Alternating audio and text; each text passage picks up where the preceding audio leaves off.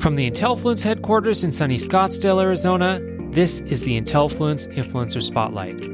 In each episode, we sit down with an influencer from our network and we discuss their background as well as their unique approach to influencer marketing. Jessica Strange is a mountain bike journalist, guide, mechanic, outdoor enthusiast, and trail runner based in the United Kingdom. In 2015, Jessica launched the website Velo Me, a space dedicated to encouraging more women to step out of their comfort zones and get active with mountain biking. The momentum from this venture gained a great deal of traction online via social media and in the UK mountain bike community. Additionally, Jessica has worked as a staff writer and editor at Total Women's Cycling, a leading online magazine for women, while also contributing to other publications such as Dirt Mountain Bike magazine. Be sure to check out velome.co.uk to find a list of Jessica's social media profiles and follow her to keep up with all the mountain biking antics. Jessica, thanks so much for speaking with us today. We really appreciate it. Can you tell us a little bit about your background, including what led you to create Velo Me? Yeah, so basically I actually started off as an economist working for the UK government, which is totally far from what I'm doing now. And basically I kind of was working in an office, so I was working really long hours, and it was a little bit soul destroying for me.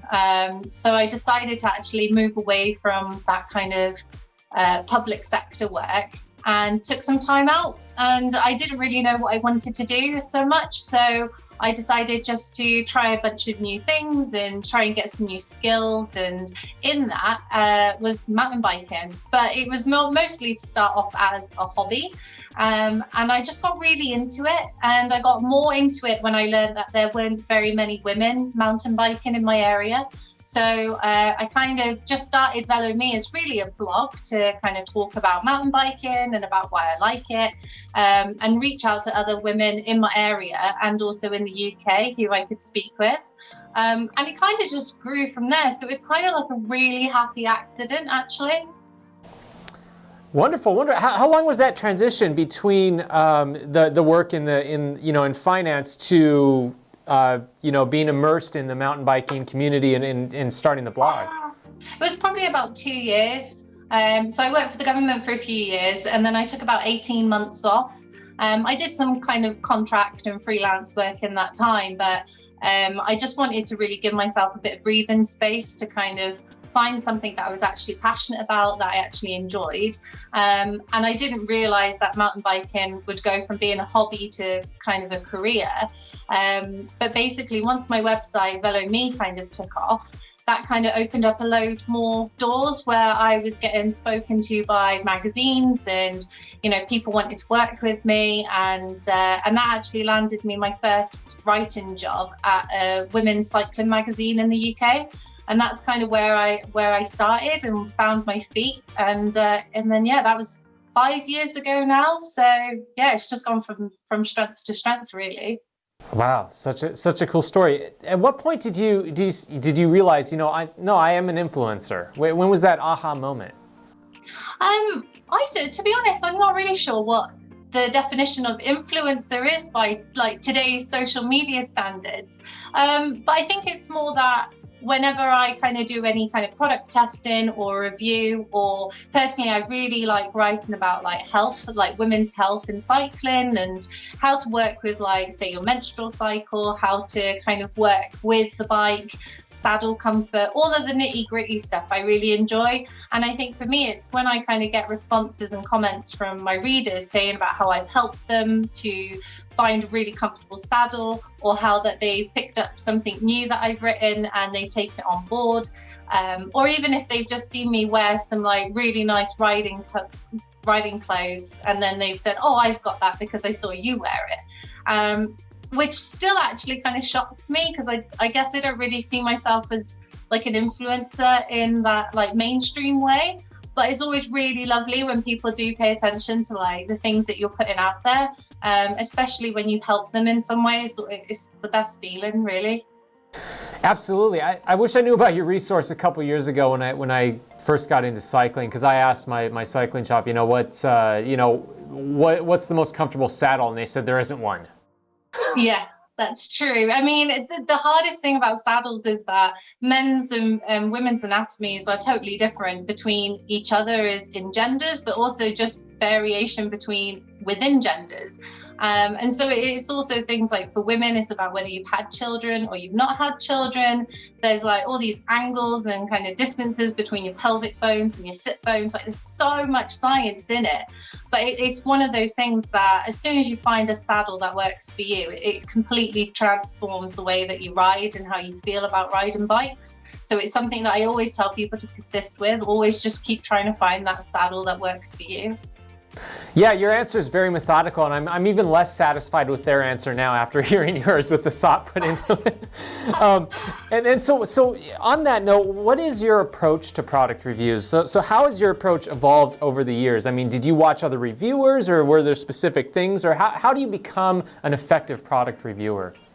So I think for me, I kind of always try to look at what I want to see from a product review. So I've watched a lot of product review videos in the past, and I've read a lot of articles. And then sometimes I'm left with questions where I'm thinking, well, how did that actually test over a long period of time? Or how did that jacket come out of the washing machine? Did it come out okay? So I'm always kind of like thinking about what I want to learn from a product review. And then with cycling as well, cycling equipment like helmets and clothing can be really, really expensive.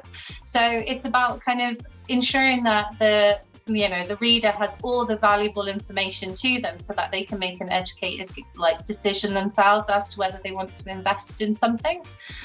So with the product review side, I kind of have a bit of a template now that I've worked on for years where, I like to know a bit of history about the company. I like to know how the product came around, who was, behind the design stages of the product, and what features or technical fabrics that they use. And then of course the testing, which is always the funnest part, which is when you get to go ride your bike and test it out in all different kind of weather conditions, different trails, terrain, different bikes even.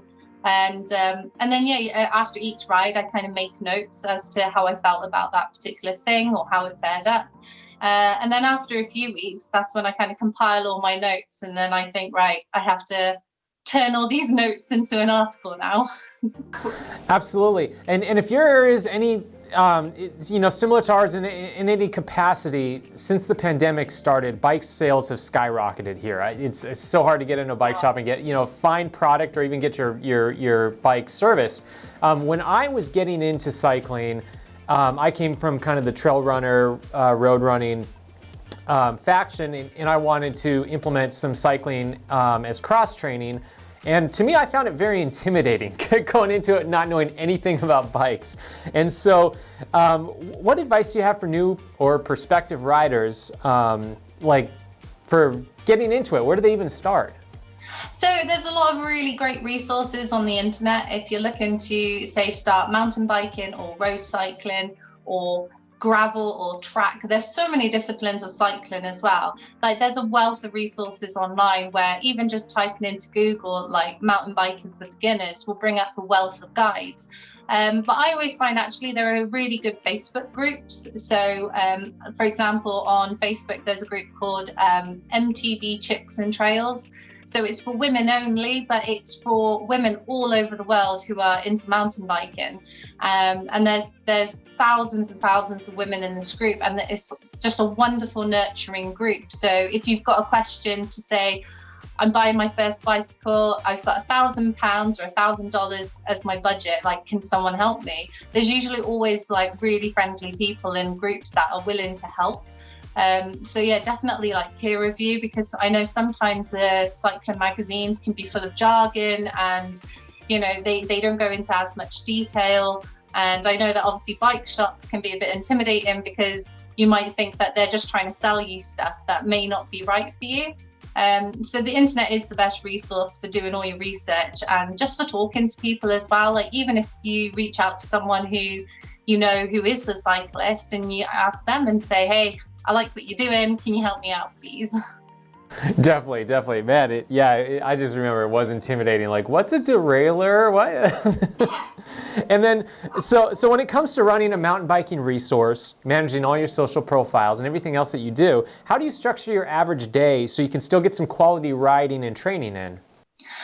Well, at the moment, unfortunately, where I am in Wales, we're on national lockdown. So I'm actually stuck indoors for the next 2 weeks. Although we can go out for a bit of exercise, as luck would have it in Wales is absolutely tipping it down. And we've just been having thunderstorms, lightning, sideways rain. It's everything. So I'm not actually doing much riding at the moment, but usually, I mean, I have other clients that I work for as well. So I do a lot of social media management for cycling brands themselves. So my day will usually start by, taking care of my clients first. And then I kind of switch to like Velo Me work in the afternoon. And that will include things like planning what kind of photos I might need for upcoming articles, or if there's like a, social media video that I want to make about some waterproof socks, then I've got to kind of plan all that in so that I've got enough time to like film it, edit it, get the kind of content that I need, and then make sure that it gets up in time. So I'd say like morning is for like my paying clients and afternoon is for my Velo Me work. Very nice, very nice. And then what are some of your goals for 2021 as it pertains to your website, social media, and writing and or running? Well, I really hope that next year, if, all things kind of settle down a little bit with the global health crisis, I really want to expand on like group guiding work. So I do a lot of mountain bike guiding in the valley where I live. And I also work with like young youth organisations as well. So there's a couple that are nearby where it's like young females who are, in their teenage years. And I work with them to kind of help them get into mountain biking, show them around. So I really like doing quite a lot of voluntary work with them. But also like for my social accounts, I just want to kind of grow them and also kind of get a little bit more video content out there as well and kind of mix it up a little bit.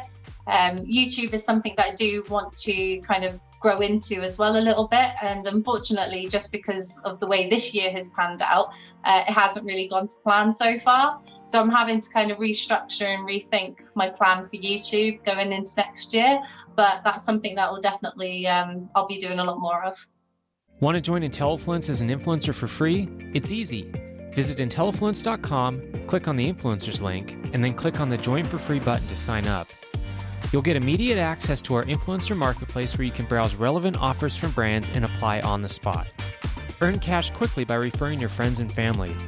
You'll also be eligible to receive attractive product and service pitches from brands. There's absolutely no cost to join as an influencer, so we hope you take advantage of our service. Also, be sure to like us on Facebook, follow us on Twitter, and subscribe to our YouTube channel to stay up to date. That's it for now. We hope to see you soon.